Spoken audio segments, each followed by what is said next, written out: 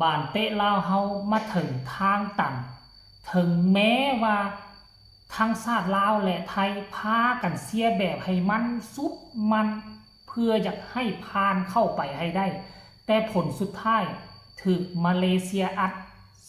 4-0นัดแรกเจอไทยอัด5-0นัดต่อไปคันเจอพม่าเจอฟิลิปปินส์นี่ขั้นกรณีว่าชนะทั้ง2นัดต้องยิงแบบถล่มทลายจึงจะสามารถผ่านเข้าไปได้แต่ค่อยคิดว่าคู่นี้หรือว่าสายนี้น่าจะเป็นไทยกับมาเลผ่านเข้ารอบ4ทีมแน่นอนสบายดี FC แฟนคลับทุกทานมาพบมาพ่อกันในคลิปนี้เพื่อให้การส้มข่าวเรื่องราวเกี่ยวข้องกับเหตุการณ์ต่างๆที่มันเกิดขึ้นให้มันมีอรรถรสหลายขึ้นกว่าเก่าก็เลยหยิบข่าวนั่นมาหยิบข่าวนี่มาผสมประสานกัน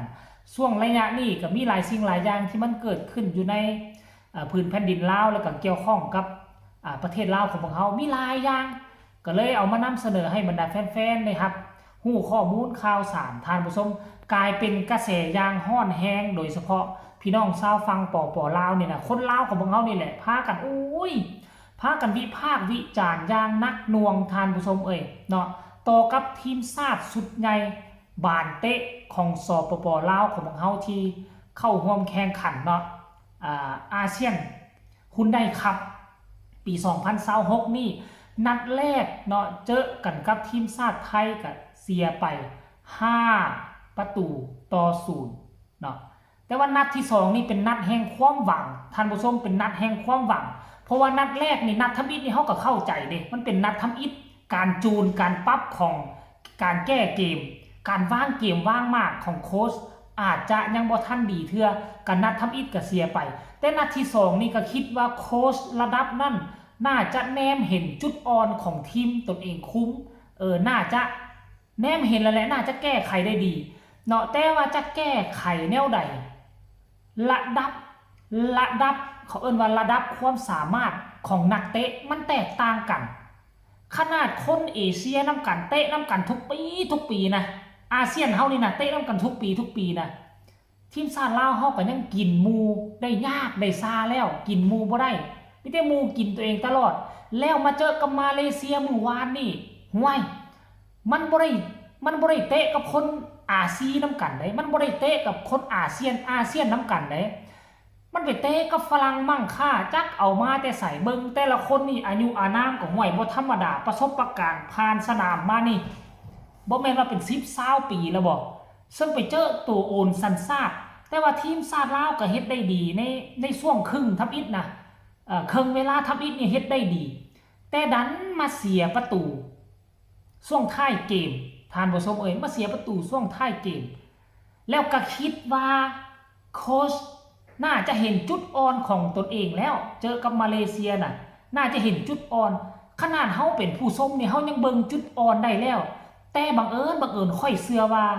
ตำแหน่งนั้นนักเตะลาวเฮาหมดประเทศคงจะบ่มีแล้วขั้นก่อนแล้วนี่ว่ามีตัวเลือกอื่นเราก็คงจะเปลี่ยนมาใส่แล้วล่ะพวกเจ้าสังเกตเห็นบ่บานเตะทีมชาติลาวเฮาสุดนี่ปีกขวา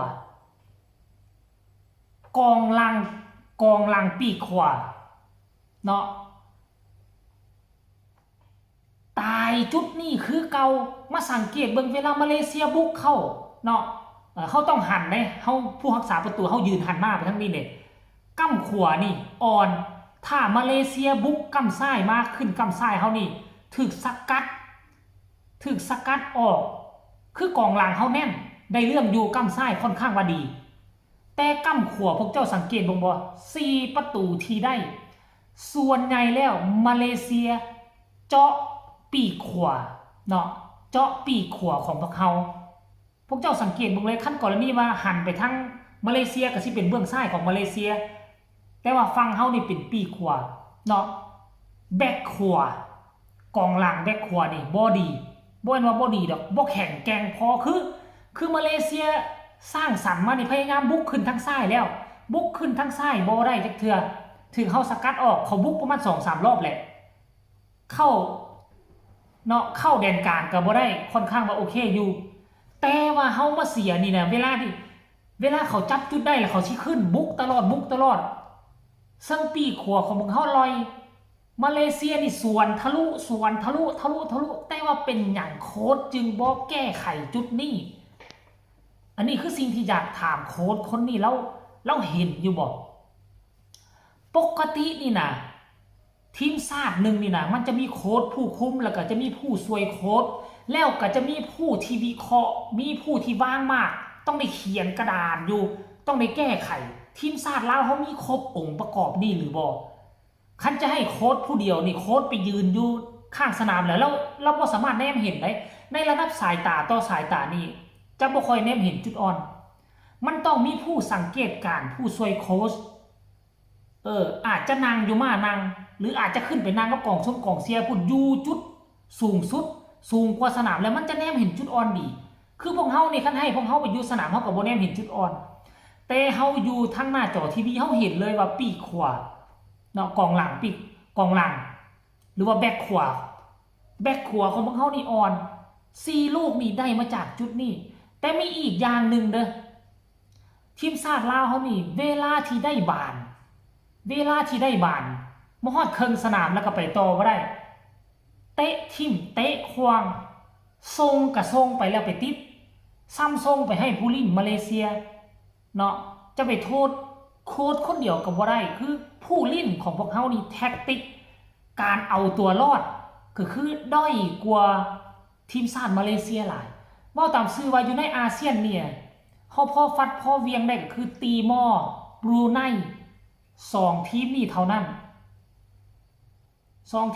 ไหนปัจจุบันนี่คือกัมพูชานี่อันดับโลกก็สูงกว่าเฮาแล้วและคันว่าทีมใหญ่ต่อทีมใหญ่มาเจอกันนี่ก็ถือว่ากินกัมพูชายากโอ้ก็ถือว่านักหน่วงสรุปแล้วยังเหลืออีก2นัดมีโอกาสบ่มีโอกาสที่จะเข้ารอบแมนมีโอกาสแต่ต้องยิงทั้ง2นัดนี่แบบถล่มทลายอย่าลืมว่าทีมชาติไทยยิงทีมชาติลาว 5-0 มาเลเซียยิงเฮา 4-0 ถ้าเฮาอยากเข้าต้องเอาชนะ2ทีมนี่ถล่มทลายต้องยิง2ทีมนี่หลายกว่าไทยยิงเฮาหลายกว่ามาเลเซียยิงเฮาจึงจะเข้ารอบถามว่ามันเป็นไปได้บ่เป็นไปบ่ได้ค่อยกล้าเว้าเลยโอกาสมีบ่มีแต่มันเป็นไปบ่ได้ที่ลาวเฮาจะยิงเมียนมา 60 50เป็นไปบ่ได้ที่ลาวจะยิงฟิลิปปินส์2ทีมนี่บ่แม่นตีมอร์กับบรูไนทุกมื้อนี้ตีมอร์นี่เกือบชนะลาวแล้วหลายครั้งต่อหลายคราวแล้วสมัยก่อนนี่เขายิงเฮาบ่ได้ดอกเฮายิงเขาถล่มทลายแต่ช่วง2ปีหลังนี่ห่วยตีมอร์ก็สูสีกับลาวเลยไดเสียกันก็บ่ห่างท่านผู้ชมเนาะเอาก็เอามาฝากเอามาต้อนกันเพียงซ้ำนี้ก็แล้วกันสำหรับค่อยวิเคราะห์ก็อาจจะผิดแน่อาจจะถูกแน่ผู้ใดที่เป็นพ่อแม่พี่น้องชาวลาวได้เห็นมีความเห็นต่างบ่หรือเห็นคือกันบ่ก็แสดงความคิดความเห็นมาได้ทางใต้คอมเมนต์ฝากคนละ1ไลค์1แชร์อยากจะเห็นให้บาเตะทีมชาติลาวเฮาไปไกลเฮาต้องพากันส่งเสริมวิพากษ์วิจารณ์เห็นจุดอ่อนต้องพากันออกมาเว้าเพื่อได้รับการแก้ไขปรับปรุงให้ทีมชาติมันดีขึ้นกว่าเก่าเอาก็นัดที่ผ่านมาก็ต้องขอขอบใจนะพี่น้องชาวไทยอุ้ยผู้ใดก็เชียร์ลาวที่ว่าเป็นอีกนัดหนึ่งที่เบิ่งแล้วมีความรู้สึกอบอุ่นหัวใจพี่น้องชาวลาวชาวไทยที่ว่าเชียร์ทีมเดียวกันเนาะเมื่อวานนี้คลิปนี้ก็ลาท่านผู้ชมไปเพียงซ้ำนี้ก็แล้วกันเด้อทุกคนสบายดี